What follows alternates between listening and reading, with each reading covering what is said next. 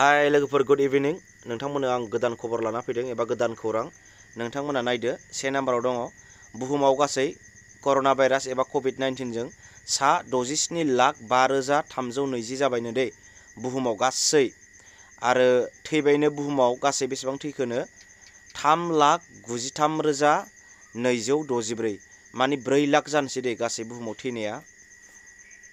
ओमफ्राय 2 नाम्बाराव नाय बुहुमनि मादाव USA आव बयनिबो बांसिन थैबायनो माने बुहुमनि मादाव बुहुमनि हादरफोरनि मादाव USA आव इउनाइटेड स्टेट अफ आमेरिकायावनो बयनिफ्रायबो बांसिन थैबाय दे गासै बहाय जानाया बेसेबांनो 19,24,189 19 लाख जाबाय दे बहाय बे बेरामजों जाजानाया। ओमफ्राय गासै बे हादरावनो USA आवनो बेसेबां थैखोनो आमेरिकायावनो 1,10,179 सा थैबाय दे।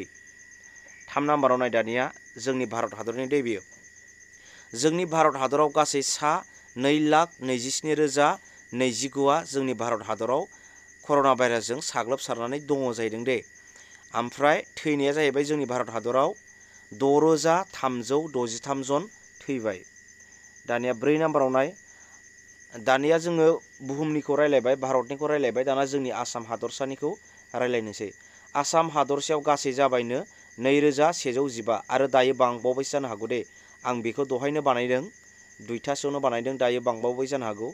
आसामाव गासै बेसेबांनो 2,115 जन जाबाय आरो जोंनि आसामाव बेसेबां थैखोनो दायो 4 थैजेनबाय नाथाय बे 2,115 बे सप्तानैनि गेजेराव ओरैबायदि बारायनाय दै बेखायनो जोंनियाव थैनाया खम होननानै गियालासिनो थानो नाङा आरोना।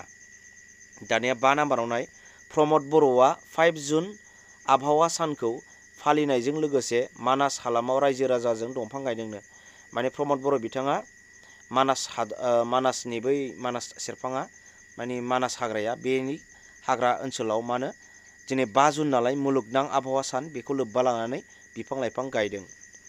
दानिया 6 नाम्बाराव नाय गाबोन 6 जुनाव HSLC नि रिजाल्ट मोनगोननो HSLC माने हाइ स्कुल लिभिं सार्टिफिकेट बिनियाव माने मेट्रिकनि रिजाल्टखौ गाबोन मोनगोन दे 6 जुनाव। दिनैनि रादाबा बेखिनियानो नोंथांमोना भिडिअखौ नायनानै मोजां मोनोबा लाइक खालामबानो जाबाय।